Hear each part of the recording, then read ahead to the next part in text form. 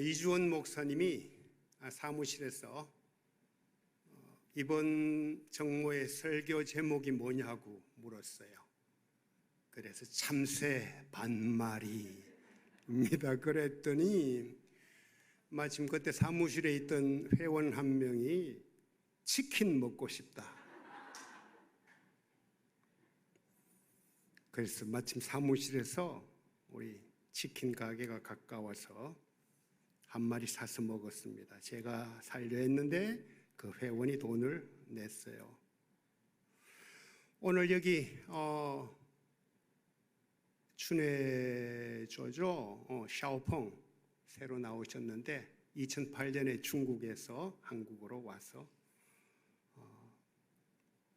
최근에 어려운 일들을 겪고 우리 다비다에 새로 나온 우리 자매입니다. 샤오펑. 나중에 인사할 건데요. 아마 우리 샤오펑은 이런 생각할지 몰라. 나는 북경 오리가 먹고 싶다. 我想吃北京烤鸭. 이런 말 했을 수도 있죠. 참새 반마리, 그죠?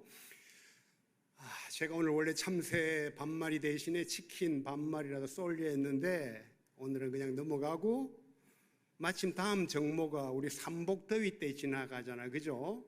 삼복더위 때 있단 말이야. 그때 제가 우리 권사님께 부탁해서 치킨 반마리 반개탕이라도 우리 내도록 할까요? 네, 다음 달에 오시면은 반개탕 드십니다. 질문으로 오늘 설교를 시작할게요. 질문 하나 드립니다. 오늘 읽은 본문의 핵심은 예수님께서 과부가 전 재산인 두 렙돈, 전 생활비인 두 렙돈을 헌금한 것을 본받으라고 하신 말씀일까요? 얼른 생각할 때 그런 생각이 들잖아요. 어려운 가운데 생활비 다 드렸다. 저 과부가 그렇게 헌금했다. 얼마나 아름답느냐 본받아라. 얼른 이런 생각이 스치잖아요. 그런데 핵심은 아닙니다. 그것을 훨씬 뛰어넘는 하나님의 마음이 담겨 있습니다. 성경을 볼 때 우리의 문맥으로 봐야 되거든요. 오늘 본문 바로 앞에 무슨 얘기들이 나오는가 하면은 서기관들이 과부의 가산을 탕진한다는 이런 경고가 나옵니다. 이 서기관들이 과부 재산 다 뺐는데요. 그리고 오늘 본문 다음에 무슨 내용이 나오는가 하면은 그렇게 이루어진 성전은 돌 위에 돌 하나도 남지 않고 무너지리라 예언을 합니다. 그런 점에서 오늘 본문은 굉장히 우리에게 주고자 하는 강력한 메시지가 있다는 겁니다. 이것이 우리 다비다를 향한 하나님의 마음이 섬에 있는 그런 말씀이라고 저는 받았습니다. 오늘 본문과 똑같은 게 마가복음 12장 41절부터 44절에도 똑같이 나옵니다. 그 전과 그 후에도 똑같은 문맥입니다. 그럼 오늘 본문이 들어가 있는 이곳에 전과 후에 담겨 있는 이 두 가지 메시지, 서기관들이 가산의 과부들의 재산을 탕진한다, 가산을 빼앗는다는 얘기와 그 성전, 그렇게 이루어진 성전이 무너진다는 그 두 가지 어떤 의미를 깔고 있다는 얘기죠. 그래서 오늘 얘기는 바로 그런 얘기들이 될 겁니다. 그러면은 오늘 제목 참새 반마리, 이게 어떻게 정해지느냐, 왜 참새 반마리냐, 이런 얘기예요. 이 오늘 렙돈이라는 화폐 단위가 나오잖아요. 렙돈. 과부가 얼마를 드렸다고요? 두 렙돈. 이 렙돈은 그리스 화폐인데요. 가장 작은 단위의 화폐죠. 두 렙돈. 이것이 뭐죠? 고드란트라는 화폐 단위가 있으니까 로마의 가장 작은 단위, 화폐 단위야. 고드란트. 두 렙돈은 한 고드란트다. 이렇게 나가고요. 그 다음에, 두 렙돈이 한 고드란트가 되는 거죠. 그러니까 렙돈은 고드란트의 2분의 1의 가치야. 그죠? 그 다음에 아사리온이라는 또 로마의 화폐 단위가 있어. 그럼 렙돈은 뭐예요? 아사리온의 8분의 1이라고 그래. 그리고 우리가 잘 아는 뭐죠? 데나리온, 그죠? 또는 드라크마, 이거의 128분의 1이에요. 한 데나리온이 뭐죠? 노동자 하루의 품삯이에요. 이게 굉장히 작은 돈이라는 걸 알 수 있죠? 그러면은 성경에 보면요, 마태복음 10장 29절에 보면 예수님이 이런 말씀을 해요. 참새 두 마리가, 참새 한 마리가 뭐예요? 얼마에 팔린다? 참새 두 마리, 여기도 두 마리야. 참새 두 마리가 한 아사리온에 팔린다 그래요. 그럼 아까 얘기한 렙돈은 아사리온의 8분의 1이니까 산수 잘하는 사람들 따라가겠죠? 한 렙돈. 그것은 뭐죠? 참새의 4분의 1 값이고요. 두 렙돈이니까 뭐예요? 참새 반마리예요. 그럼 과부가 드린 헌금, 그 가치가 참새 반마리다, 이런 얘기죠. 그런데 그게 뭐예요? 과부의 생활비 전체래. 그렇죠? 아마 우리 중에도 이런 정도의 생활비로 힘들게 살아가는 분들이 있을 거예요.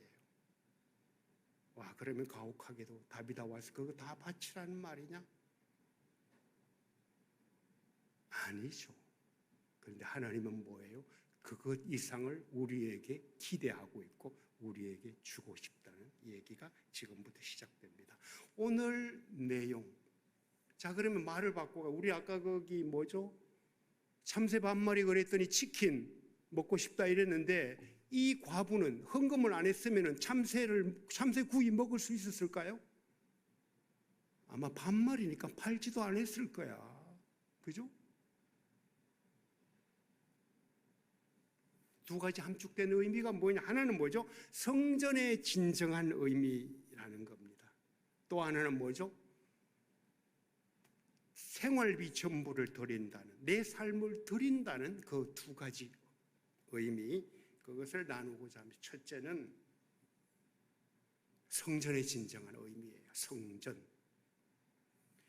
오늘 본문에서 과부의 두 렙돈까지 하나님은 받으셔서 그것으로 성전을 이렇게 아름답게 가꾸어 가는 것, 그것을 기뻐하신다? 아니라는 얘기입니다. 진정한 성전의 의미가 무엇인가? 성전은 돈으로 세우는 게 아니라는 것입니다. 구약의 성전은 헐어버리고 예수님이 새롭게 세우신다는 의미입니다. 그런 면에서 오늘 본문은 굉장히 중요한 의미가 담겨 있습니다. 사도행전 17장에 보면요, 사도 바울이 아테네 선교 기간 중에 뭐죠? 에피쿠로스 학파, 스토아 학파들을 만나서 논쟁을 하는데 아레오파고스 광장에서 던진 중요한 말씀이 있었습니다. 그것은 뭔가 하면요, 신이 어떤 분인가 이런 얘기예요. 참 신은 어떤 분인가? 하나님에 대해서 두 가지를 이야기했는데요. 하나님 하늘과 땅의 주인이다. 그러니까 뭐죠? 신전 안에 살지 않는다. 굉장한 얘기죠. 그 당시에 아테네나 이런 데 가면 신전들이 굉장히 많잖아요. 예루살렘에도 성전이 있고, 그죠? 그런데 바울은, 하나님은 성전에 살지 않는다. 사람의 손으로 지어진 집에 살지 않는다는 얘기죠. 또 하나는 뭔가 부족해서 인간의 손으로 섬김을 받는 분이 아니다. 그 두 가지를 얘기했어요. 사도행전 7장 보면은 스데반이 순교를 한단 말이에요. 그죠? 스데반의 마지막 설교가 담겨 있어요. 설교 내용 중에 중요한 내용 중에 하나가 뭔가 하면요, 이제 이사야 66장 1절을 인용해서 스데반이 한 설교인데요. 솔로몬이 그를 위하여 집을 지었으나 하나님은 뭐죠? 손으로 지은 곳에 계시지 않는다. 하나님이 어떤 분인가 얘기를 했어요. 그랬더니 그 설교를 들은 유대인들이 뭐죠? 분해서 이를 갈고 마침내 돌을 던져서 죽입니다. 요한복음 4장에 오면은 우리가 잘 알죠. 예수님과 수가성 우물가의 여인과의 대화가 나옵니다. 여인은 그냥 그 힘든 인생, 사람의 얼굴을 대하기도 어려운 자신의 처지를 생각하면서 대낮에 물 떠러 왔는데, 그래도 이 여인에게 관심이 하나 있어서 예배에 대한 관심이에요. 물을 물어요. 어디서 예배 드립니까? 이런 얘기죠. 와, 당신들은 예루살렘 성전, 그리고 여기 사마리아 이쪽에는 이 산, 그리심산이죠. 장소라는 개념으로 이야기해서 예수님 뭐라 그래요? 이 산도 아니고 예루살렘도 아닌 신령과 진정으로 예배하는 때가 오는데 장소 문제가 아니란 얘기를 이야기하죠. 그죠? 성전이 예수님께 오면은 달라진다는 얘기예요. 사도 바울 얘기로 넘어갑니다. 고린도전서 3장 16절 우리가 잘 알잖아요. 그죠? 요한복음 3장 16절 달달 외우죠? 뭐예요? 하나님이 세상을 이처럼 사랑하사 독생자를 주셨으니 이는 저를 믿는 자마다 뭐예요? 멸망치 않고 영생을 얻으려 함이다. 고린도전서 3장 16절 그건 못지않게 중요합니다. 외우십시오. 뭐죠? 너희는 너희가 하나님의 성전인 것과 하나님의 성령이 너희 안에 거하는 것, 계시는 것을 알지 못하느냐예요. 뭐죠? 와, 이제는 뭐죠? 우리가 성전이에요. 우리가 성전이에요. 성전의 개념이 굉장히 달라진다는 얘기죠.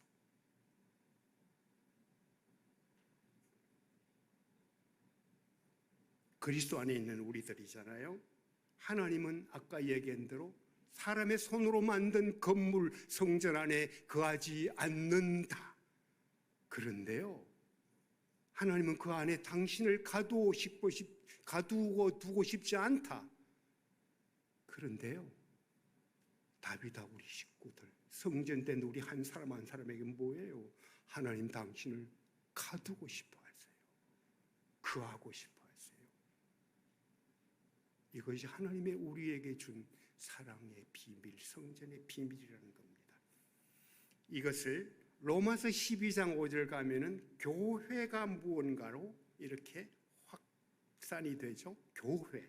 그럼 종전에는 건물 중심의 성전이 이렇게 구약 시대에서 강조되어 왔는데 예수님이 오시고 초대교회가 만들어지고 사도 바울이 어떤 의미를 던집니까? 바로 교회라는 의미를 우리에게 확신시켜 줍니다. 그것은 뭐예요?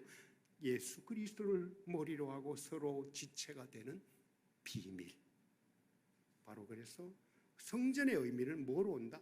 교회의 의미로 확정되었다는 얘기입니다. 교회의 비밀이라는 얘기죠. 성경에 보면요, 예수님은 이 성전을 강도의 소굴로 만든 것에 대해 분노하셨어요. 성전 지도자들과 뭐죠? 그 장사치들이 서로 결탁해가지고 비둘기 팔고 환전하고 하는데 분노를 일으키면서 뭐죠? 채찍으로 내리치기도 했던 그 예수님의 모습이 등장하잖아요. 뭐죠? 예수님은 성전에 관해서, 진정한 성전을 세우는 데 관해서 그렇게 강력한 뜨거운 마음을 가지고 있었다는 얘기입니다. 그리고 뭐예요? 중요한 것은 그런 성전 무너진다.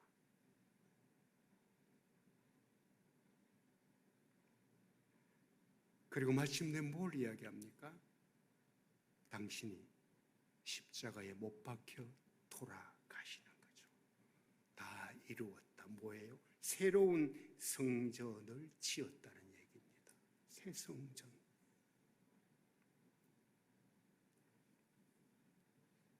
우리는 지난 4월 달에 2년 1개월간의 코로나19 거리 제한 속에 굉장히 힘이 들었단 말이야. 그죠? 그러다 그게 끝났어. 4월 달에. 굉장히 자유로워졌어요. 물론 실내에서 우리 교회당 안에서 마스크를 써야 하지만은 그래도 굉장히 야외에서 굉장히 편해졌고 종전과는 달라졌어. 예루살렘에서 포로로 잡혀가서 바벨론에 갔던 이스라엘 백성들이 포로 생활을 끝내고 돌아온 것. 그죠? 이스라엘로 귀향한 것. 그것은 하나님의 섭리였죠. 계획이었어요. 마찬가지로 저는 이 코로나19의 거리두기가 이렇게 진정되는 그 일들, 그것도 저는 하나님의 섭리라고 봅니다. 똑같은 얘기입니다. 제가 코로나가 2000년 이때부터 막 시작됐단 말이에요. 초부터. 그죠? 11월 달에 그때도 넉 달 만에 한 번 모였어. 우리 이 자리에서. 그죠?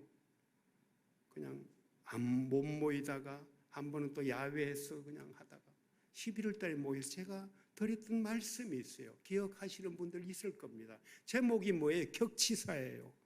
우리가 격치사가 됩시다. 뭐죠? 격리하고 치유자가 되고 사랑하는 그런 다비다 식구들이 되자 그랬어요. 그것이 뭐죠? 코로나19의 그 상황 속에서 어떻게 너희들이 살아야 하느냐라고 하나님이 가르쳐 주신 비밀이라고 제가 얘기했어요. 격리 잘하라고. 괜히 그럼 내가 왜 이렇게 힘들게 살아야 되느냐 그러지 말고 잘하자고. 그런데 더 어떤 격리를 잘하자고요? 그 격리의 시간에 혼자서 주님을 만나는 시간으로 삼으라고. 치유자가 되라고. 우리 식구들한테, 다비다 식구들한테, 조원들한테 서로 카톡도 더 잘하고 연락도 잘하면서 친해자고. 더 나아가서 뭐예요? 사랑.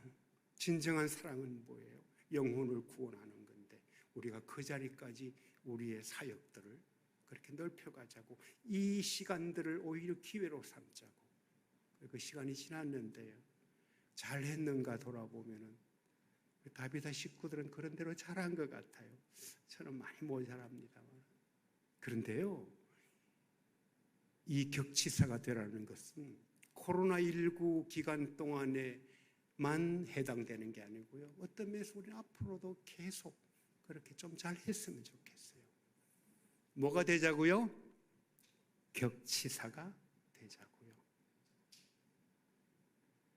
앞으로 김혜란 목사라고 안 불러도 좋아요. 김혜란 격치사라고 부르십시오. 아니 목사님 당신이 그렇게 살고 싶어요.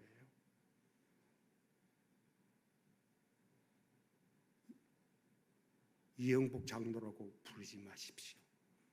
격치사라고. 이 격치사 그럼 제가 부담을 잔뜩 가질 것 같아요. 그죠?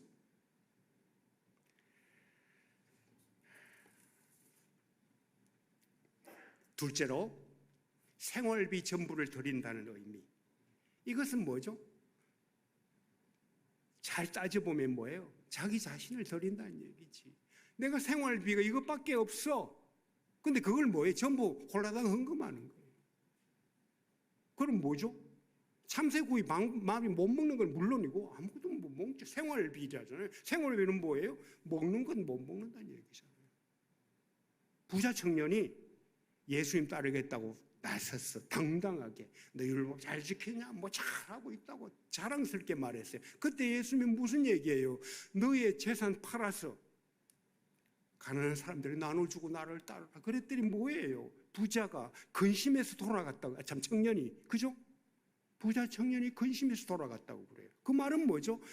나의 재산을 드린다는 의미 속에 뭐가 들어있어요? 너의 삶을 드리라는 의미가 들어있는 거예요. 우리 과부에게서 본받아야 할 것이 있다면 바로 그 부분입니다. 자신의 생활비를 드린다는 것은 뭐죠?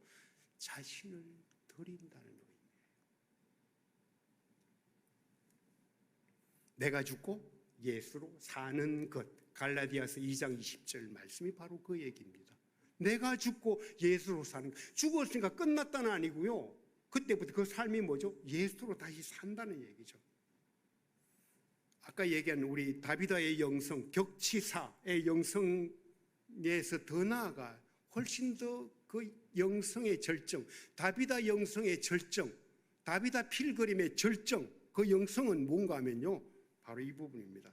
그분께 자신을 드리는 거예요. 와, 굉장히 어렵다. 그럼 오늘부터 완전히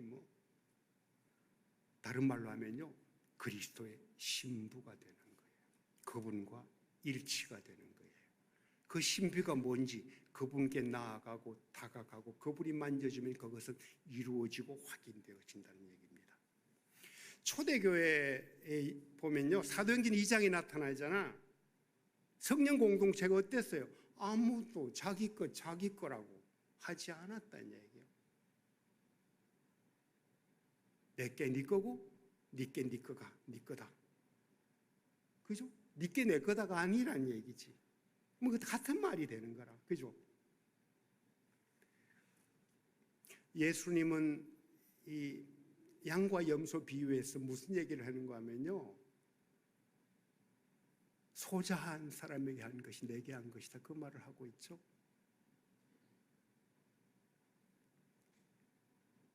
내 전부를 드리는 것, 내 것을 가난한 자를 위해서 쓴다는 것, 그것은 뭐죠? 다른 말로 하면 나를 드린다는 얘기예요. 그것은 다른 말로 하면 주님 없는 나, 의미가 없다는 얘기입니다. 그 고백하는 거예요. 주는 나의 주시오니 주밖에는 나의 복음 나이다. 한 걸음을 가도 예수 향 길을 나는 그리스찬이요 나는 다비다요예요. 한 걸음을 가도 주님의 신부로 그분의 향기를 드러난다. 주님 없으면 나는 아무런 존재의 의미가 없다. 여러분은 그 영성을 경험했잖아요. 사랑하는 사람 떠나버리고 자식 잃고 그 고난 속에서 무엇을 여러분이 붙잡았나요? 주님, 나는 그분의 신부입니다.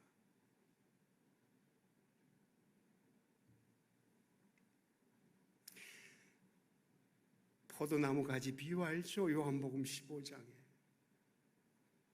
연합되어 있고 연결되어 있는 그분과 하나가 되는 것. 이것을 제가 말로 설명이 조금 이해가 안 될지 모르는데요, 하나가 된다는 게 뭘까? 사랑에 깊이 들어가면 그것을 알게 됩니다. 우리 다비다 식구들 사랑이 깊어지면 깊어질수록 있죠, 와, 하나가 된다는 게 뭔지 알게 되는 겁니다. 그분과 내가 하나가 된다는 게 뭔지도 그분의 사랑 속에 들어가면 알게 된다는 얘기입니다. 진정한 교회는 뭐냐? 하나님의 죽음처럼 강한 사랑이 실현되는 장소예요. 왜? 당신 자신이 당신을 죽음으로 내놓으면서 우리를 샀잖아요. 신부로 샀잖아요. 그 엄청난 지참금을 주고 신부로 우리를 샀다는 말이에요. 그죠? 우리 다비다 식구들을 사고 나를 샀다는 얘기예요. 말씀을 정리할게요. 제가 아가서 8장 6절 사랑은 죽음처럼 강하단 말이야. 그죠? 사람이 온 재산을 다 주고 그 강한 사랑을 살려 해도 비웃음만 받게 될 것이다. 아가서 8장 6절에 그 내용들, 그것을 묵상하면서 쓴 시가 있어요. 지난번 우리 여백지에도 제가 실었던 건데요.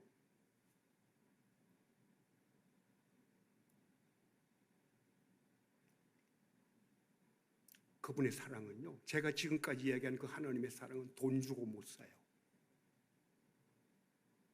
그죠? 성전이 헌금으로 지어지는 게 아니라는 얘기가 똑같아요.